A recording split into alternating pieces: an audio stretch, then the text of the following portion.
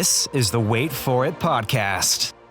Hey everyone, welcome back to the Wait For It podcast. I am your co-host, Phil Barrera, aka Phil the Filipino. I'm your co-host, Mr. Eric Almighty, and for this edition of International Feature, I stumbled across a film that took my literal breath away and took my full attention. So I texted Phil and I said, hey, we got to watch this. It's a movie called Rye Lane. Yeah, a film that, Eric, you had brought to my attention. I believe I had seen rumblings of it because the poster looks very familiar, but it came out back in 2023, and it is a film that when you look at how it was received and how people have reviewed it, especially a lot of people that we very much respect in terms of cinema, it is a movie that is held in very, very high regard, and very excited to talk to you guys about it here today. So for any of you that are brand new to the podcast, or if you're a returning listener, make sure you stick around till the very end so you can find out where you can find everything Wait For It podcast related. But Eric, as always, let's start off with a synopsis of the movie.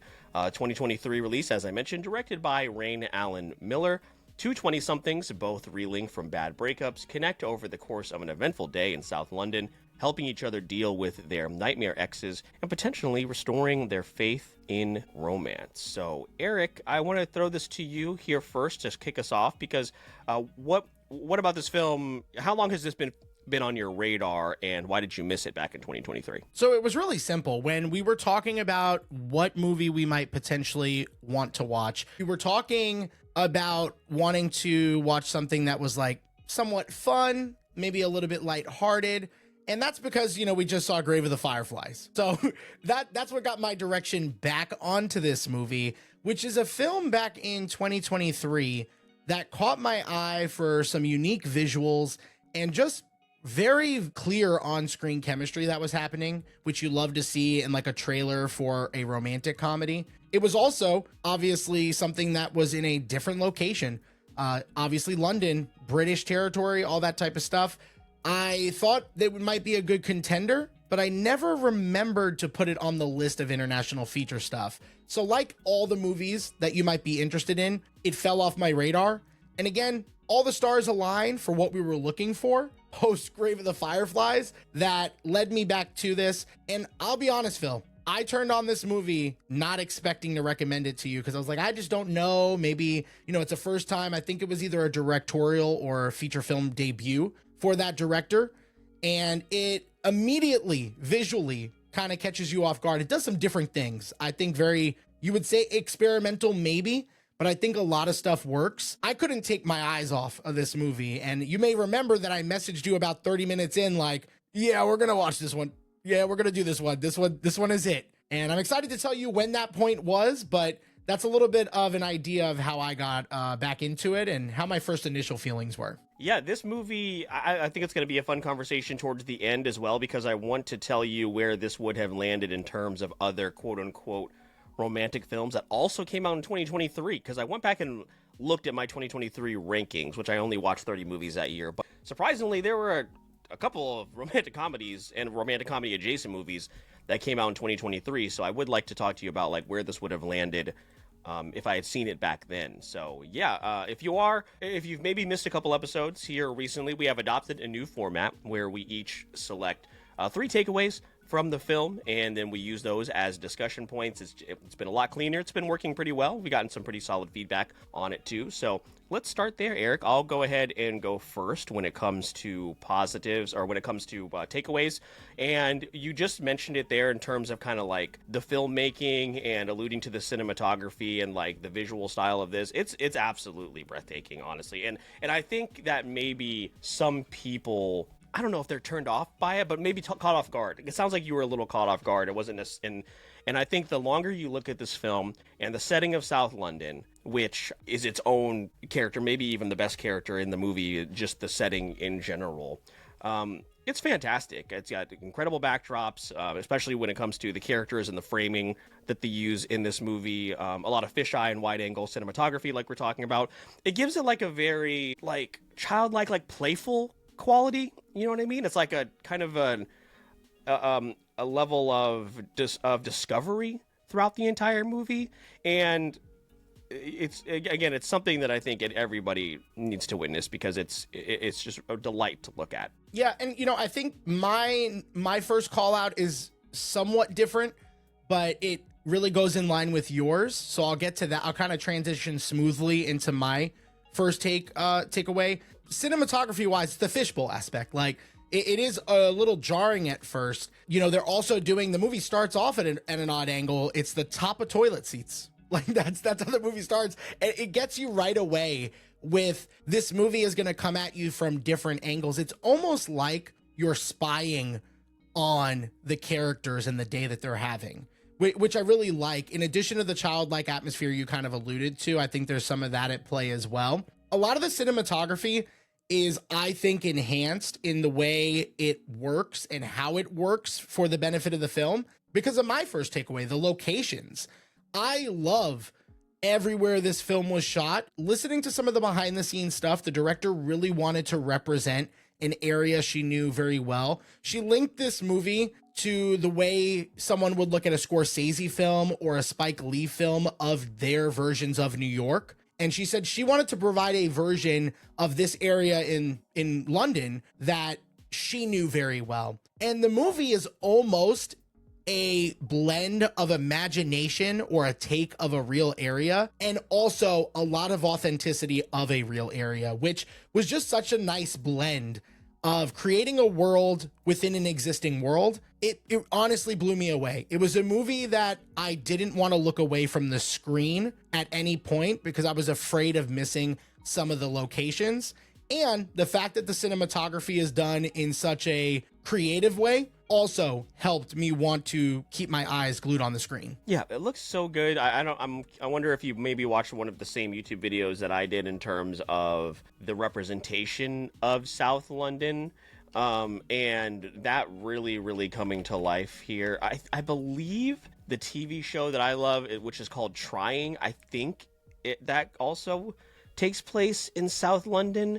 And I don't know, maybe because we live in the States, and it's just so, every city is copy and paste here. There's so few cities with like any type of personality or anything like that, and it kind of makes you like long for like an actual neighborhood. Like, we're so far away from that now, and obviously for a lot of reasons most people keep to themselves, but it just reminds me of like when you do find those hidden gems in Jacksonville, like the Riverside Arts Market, like Art Walk and things like that. It just makes you wish you could go to a place like that. And again, from what I understood from that video that I watched, people were very happy, and the reviews very happy with how South London was represented in terms of community. Yeah, I'm gonna go on two completely separate rants of like thought process that this movie made me feel, which is not something you would normally get out of me. Number one, I recently, around the time of watching this, I don't know the validity of this, but ran across like a clip explaining why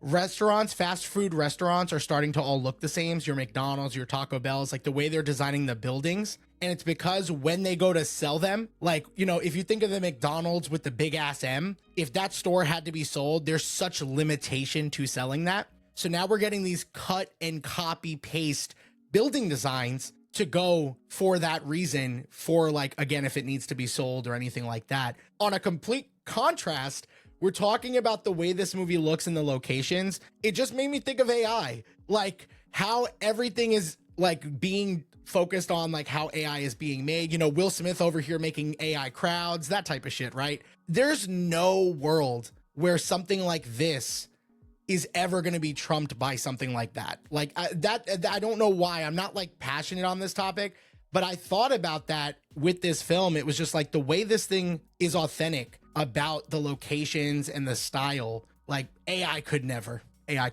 That's all. Absolutely not. And even though like I do think you are passionate about it to a degree because we have so many artist friends, and that's where it comes at the forefront. So our entire circle is creative. So I am on board with you there. Did you weave in your first takeaway, or did you want to go to it right now? Yeah, no, my first takeaway was the locations. Cool. Okay. Cool. So just kind of to pair it with the cinematography. So not exactly the same take, but it felt weird separating that, because honestly, the locations were so enhanced by the cinematography. It felt like a nice compliment to that take. Here. Well, I'll throw it back to you. What is your second takeaway as we do snake draft style? Yeah. I mean, obviously, we're talking about the chemistry that I saw from the trailer being extended into the film, and a movie that takes a lot of chances in the rom-com genre. I am not the biggest rom-com guy, Phil, which is weird because I won't shut the fuck up about Pretty Woman this year. So, it's a really weird place for me to be. But this movie is under an hour and a half, and it almost is purposefully dedicated to Dom and Yaz. And when I was thinking of my critiques for the movie, there were some other characters I would have liked to see a little bit more. Like, the dinner table scene specifically is when I messaged you to let you know, hey, this is going to be the movie. And it was something about the chemistry of those four actors and actresses. I mean, the goofy, dumb, like, new boyfriend and the ex-girlfriend and the demeanor there, like, classic rom-com stuff. And normally they would be more of a presence in a different rom-com. And when I finished watching the movie, I was like, I kind of wanted that. But then I realized I was more like catered to that. That's what I'm normally catered to. This movie made sure we spent the time with the most interesting people. And those two people are Dom and Yaz, which obviously David Johnson and Vivian Opara. Fantastic, absolute superstars, which is my takeaway. Not only just the chemistry, but the superstar quality of David and Vivian in these roles. We've now seen David Johnson in Alien Romulus, and we are going to see him, I think, in The Long Walk this year, which I'm kind of interested to see for some reason. I haven't seen a lot from Vivian Opara since this, and that's kind of a crime because she is equally a superstar in her performance for this movie, and their chemistry absolutely undeniable, which is going to very greatly impact my score for the film in a positive way. Yeah, we are. I guess this will also tie into my second takeaway is we're so conditioned, like you just mentioned, to what a rom-com is, especially in 2025. You know, there have been so many attempts here recently to kind of try and revive that genre, and it is two traditionally hot people that aren't going to have trouble finding love. You know what I mean? Like, we're looking at you, Glenn Powell and Sydney Sweeney. Looking at you, Pedro Pascal and Chris Evans. Like, even Dakota Johnson is very attractive, even though she has the personality of, like, this dead Blue Yeti microphone that's sitting on my desk. Stop. Calm down. You didn't have to go there. The second I heard you say dead, I came off of mute. I was like, wait. No, wait. I said what I said. So we're just so conditioned to like what a rom-com is. Like it has a witty best friend, you know, it has an ex that's going to show up and complicate things, but that doesn't happen here. And again, like you said, like in a very short runtime, you like do buy into what they've built, because I know a lot of people will see a lot of themselves in both of these characters, in both Dom and Yaz, and in some of the good and definitely some of the bad. So the fact that this takes course over a few hours, I think is great. Again, I think that's also a kind of a big city type of thing. Like, you move to the big city, and even though, you know, South London, I know, has its prejudices and all that kind of nonsense, but you move to a big city, you have a meet cute with somebody while you're bawling your eyes out in the bathroom and looking at pictures of mouths at an art gallery. I'm just also going to put this out here. I'm really glad we don't have that kind of artistic friend in our life. They're like, come to my gallery, and it's just pictures of assholes. You know? Like, I can't even be like, yeah, this is really great, man. I was really down for the mouths. I was like, okay, that's kind of interesting. And then when we got to the asses, I was like, uh-oh. All right, well, I'm going to buy you one of those pieces to put right behind you, and you're going to have to remove all the Funkos. It's going to be someone's I'd like mouth. the one where you can kind of see the balls. I got you. Don't worry. Ivan, there's a commission coming your way. Oh my God, no. Wait. No. So, yeah, I like that it bucked traditional rom-com trends for the most part, which we'll talk about in just a moment with my third takeaway. But no, they are fantastic. It's great to hear. I didn't know that he was going to be in The Long Walk. And yeah, as far as Vivian's performance, I mean, even in interviews, they have a crazy chemistry, which is just like, man, they really did nail it here. So it was nice to see, again, a non-traditional, for the most part, rom-com in an era where they're pumping them out and they're just not very good. Yeah. No, I think that's definitely it. And it sounds like you might have more to say. I'm kind of curious how many critiques you might have of this film, which might be where you're going with your third one. So why don't you take the third takeaway that you have before we go into my final take? Yeah, my final takeaway is I wasn't the biggest fan of the ending. And here's my thing. And this is where personality comes into this a lot. And I just don't think that Yaz was redeemable at the end. Because if someone's going to say that to you, that means they had it in their holster the entire time. And I'm not going to spoil it because you guys need to watch this movie. It's outstanding. And I think I didn't buy into the reclamation at the end as far as them repairing what was going on. And I just thought that, like, Dom is such a good person. I did buy into the thought that he would, eventually forgive and forget. But, like, also I thought the lesson he should have taken was, man, people are kind of shitty. I need to, like, look out for myself. Not necessarily be an asshole, because that's not who he is. He's a genuine, kind-hearted person. But I just didn't buy into her. What's the word that I'm looking for? I didn't buy into, like, really them coming back around towards the end, and that's why I think I didn't. Well, I know that's why I didn't give it as high a score as probably you did. It sounds. You're gonna be fucking floored, man. You do not know how much I love this movie. That's why for the third takeaway, it was gonna be more of a question to you, which was, how did you feel about the ending? Because while I don't think I let it affect my score as much, and I'm curious what other critiques you might have of the movie for what you might be giving it. My only critique, honestly, other than the desire to maybe see a little bit more of the characters, which an increased runtime I think could be dangerous territory for a movie like this, but I think we had 10 more minutes where that could have just been fun. I left the movie wanting more, which is a good thing. But that ending, when they only know each other for like a day, and they're very intentional to make this like a day of these two and the chemistry and the connection that they make, it almost felt like a little over dramatic that they would have all this time to have to recover before reconciling, when like they took more time apart than they were together, when they were never really together. So it didn't fully land for me, but not in a way that I think left a sour taste in my mouth, which is why I mentioned that I think this movie, in addition to going along with your take, maybe my final take too, is that this movie could have used a little bit more time in the most positive of ways, in almost a complimentary way, because I didn't want this day to end with these characters, and I really wish we got to see a little bit more. It was very, and I think I would have taken another 10 minutes in the movie, but I also am totally okay with the runtime. It was like an extended sitcom episode. Like something I would definitely want to sit down and watch. Like you talk about them only really knowing each other for, less than 24 hours. It reminds me of, there's an episode of How I Met Your Mother in like the first season, and he meets a girl named Victoria at a wedding, and they agree to never see each other again after that wedding. So of course the next day he spends his entire time tracking her down, and he finds her by the end of the very next episode. But like this again, it was just very much grounded in reality, in terms of people that are embarrassed about their past, that they know that they have weaknesses, and they know that they have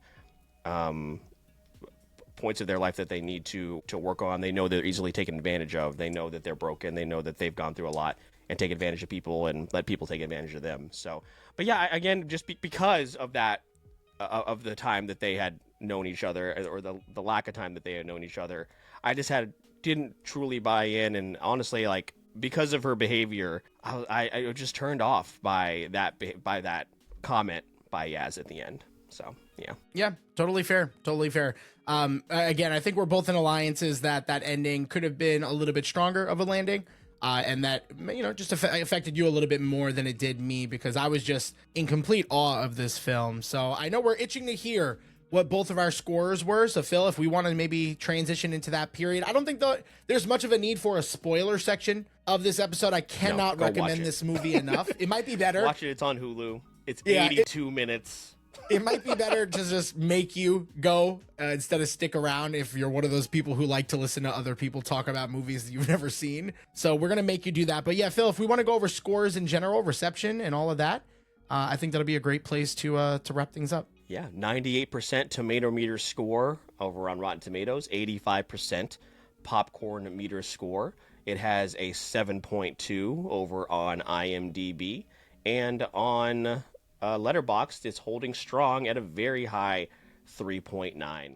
I gave this a 3.5, and I, like you, when that restaurant scene happens, it's like, this is outstanding. And again, like you said, I won't saying that it falls apart at the end is too strong, because the rest of the movie is so good, but it did drop me from like a 4 to a 3.5 because I just couldn't quite buy in to the reclamation, as I mentioned at the end. But 3.5, and honestly, if I watch this again and probably notice some of the things that I'm sure I missed on a first watch, it could go up to a 4, but I sat it at a 3.5 right now. Yeah, that's fair. And I want to take the time to mention how important it is to continue to prove my point about this 1-point scale.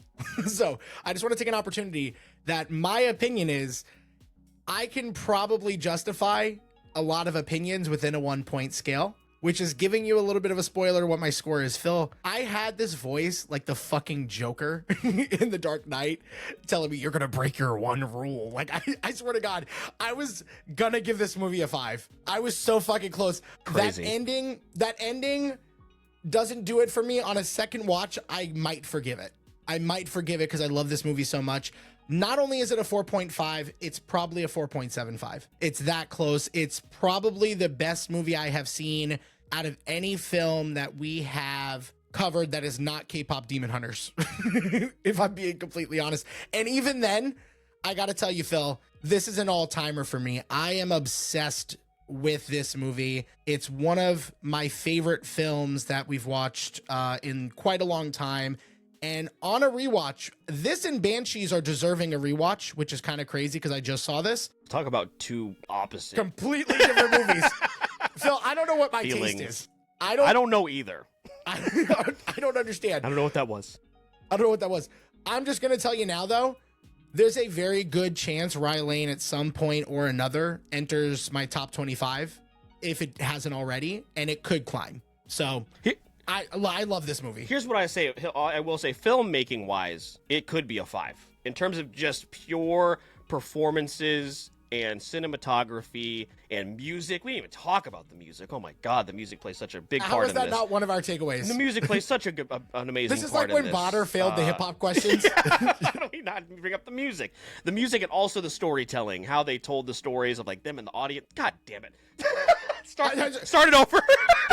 We're going to stop doing the three. Hey, everyone, welcome back to the Wait For It podcast. We're going to stop doing the 3 approach thing. The way that they told their stories and shared their breakup stories, outstanding too. So yeah, in terms of just filmmaking in general, it's probably a 5. But story-wise, I knocked it off a little bit. Before we get to where this is on our international feature list, I do want to tell you where it would land in terms of 2023 films that I watched in terms of just rom-coms. So I'm hesitant to put 2 movies on here as rom-coms, but they have rom-com qualities. So 2023, Past Lives came out. Anyone But You. No Hard Feelings, which is the Jennifer Lawrence movie, which is like, it's not a rom-com, but it's like a relationship movie. And Ghosted. And this is easily better than all these movies except Past Lives. And Past Lives is easily one of my favorite films that we've watched on this series and also over the last few years. But it clears slop like Anyone But You. And even though I enjoy Anyone But You, Ghosted is terrible. No Hard Feelings was fine. But yeah, this easily would have found its way into my top 10 in 2023. Yeah. Based off of not quite a rom-com, but the other romance film that I saw that year was Hi Nana. And this did pass that on my international feature list. And if I'm being honest with you, Phil, my top 5 movies from 2023 that I saw was, out of the 25 films I saw that year that came out in that year, was Across the Spider-Verse, Godzilla -1, Hi Nana, Elemental, and Oppenheimer. This movie might be one, looking back. I'm just letting you know. I know that's tough. Phil, you're not going to like what happened to my international feature list. Because, spoiler alert, top 5. So I'm just letting you know. I never thought when I pressed play that I would have such an admiration for what this film was doing and what it accomplished. And just from everything, from the representation in the cast. This is how you do representation, by the way. From the authenticity, from the mesmerizing explosion of color that is just thrown at you, almost like a dopamine hit every time the scene changes. Phil, God damn it. It's so good. It's so good. This is a movie I would go out of my way to talk to people about. I'm going to be fucking annoying about this movie. You know, move over, Pretty Woman. if only it had Pedro Pascal in it, you know, maybe it would have. It just needed a little bit more Dakota Johnson. We really just needed Dakota Johnson and who's another like boring nepo male actor. And that's like that's the thing, right? Imagine replacing Vivian Opara with Dakota Johnson. Totally different movie. No matter how good of an actor David Johnson is. I want my Tribe Called Quest record back. It means a whole lot to me. I really love Tribe Called Quest. Like, do you? Are you sure? Also, Colin Firth is in this. Yeah. Oh, we didn't bring that up. I wanted to make sure I brought that up. How did you feel about that? I thought that was cool. Did you know what the reference was? No. He's in Love Actually, which is, I think, a movie we've considered watching before. And he's the tortilla chef of a restaurant called Guaccholi. Mm-hmm. So it's a callback to Love Actually. It's the same character? No, it's just an uncredited. Oh, okay. It's like a tip of the hat. That's funny. To movies that Colin Firth has been in. The director had said that she sent him a letter because she thought it'd be a fun nod, and he said yes. He said he'll join. He'll do the cameo, which I think is just really cool. If you like the cinematographer for this, and also just kind of the setting of South London, I think you would enjoy trying on Apple TV. It's not a one that I champion a whole lot because it is very niche. It's about a couple that is trying to adopt children, and it's fantastic. It makes you forget. Hold on, TV show. It makes you forget how bad Rafe Spall is in Jurassic World: Fallen Kingdom, because he's in that. Pretty rough. Yeah, so. But as far as where Rye Lane falls on my international feature list, it is top 5. It is number 5. It has cleared films like K-pop Demon Hunters, Hi Nana, Old Boy, and it's just below only 4 films for me: RRR, Memories of Murder, Train to Busan, and The Banshees of Inisherin. Which is crazy because how much you love Hi Nana. No, I love Hi Nana. For different reasons. Know, there's that one part of the movie, which is specifically, I think, the music video that just weird. It's just really weird. If you cut that out of the movie, it's like, it's very much. I might add Hi Nana to my rewatches because if I cry again, I'm definitely giving it a 5. K-pop Demon Hunters, again, I just bumped that up to 4.5. But yeah, the Banshees of Inisherin and Rye Lane, I don't know that it'll clear Banshees because I think Banshees is secretly a 5, and I just keep pushing off my second watch through of it to give it the 5 it deserves. But fuck, man, it's so close. And again, Phil, I cannot believe when the credits ran, I was like, that's one of the best movies that I've seen in the past decade. And maybe not the best, but one of my favorite movies from the past decade. Yeah. No, don't blame me It's the international feature version of Puss in Boots. Take a shot. Take a shot every time you bring up Rye Lane. Yeah. It's going to get there. I'm going to be fucking it. It was going to be Pretty Woman, which I also adore. Pretty Woman's right here. Like they're both a 4.5. They're right together. Yeah. So it is lower on my list. So it is number 20. Right That's behind crazy. Tokyo Godfathers, Perfect Days, movies like that, but in front of like Neja 1, Ultraman Rising, Children of Men.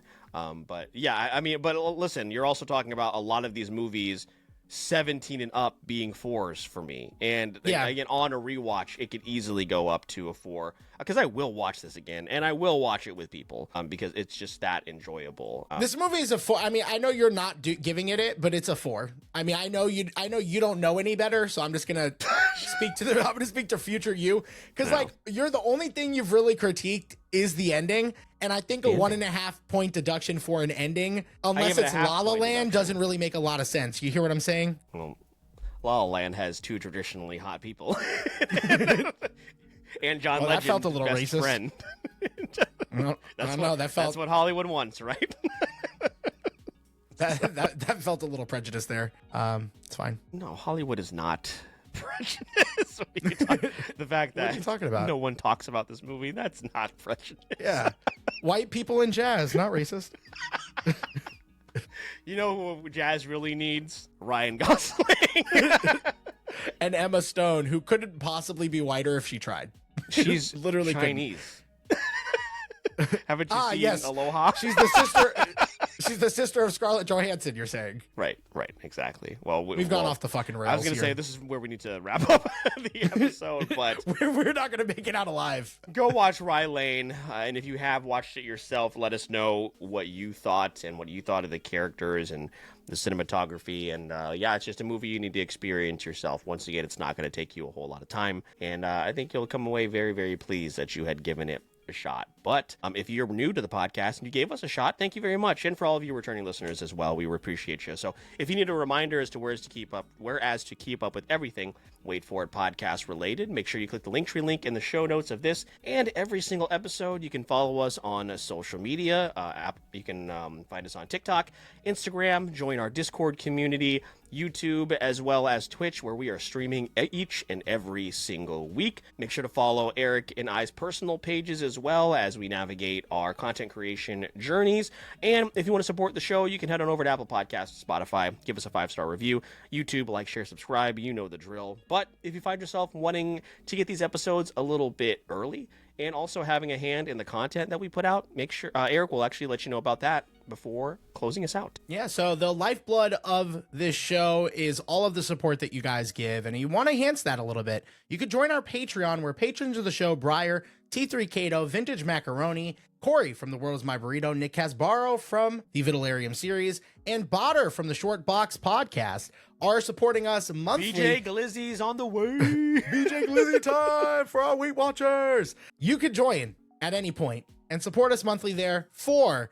behind the scenes and early access to episodes like this one. It really does mean a lot to be building a community there, which is why the month of October is going to be Patreon month, where Patreon has a hand in the episodes that we will be doing. So make sure to join. And if you can't, that's okay. All the free stuff Phil mentioned helps out a ton. But with all that being said, we've reached the end of our episode. My name is Mr. Eric Almighty. That is my co-host, Phil the Filipino. And please don't forget, we release new episodes every Wednesday for the podcast. And all you got to do is wait for it.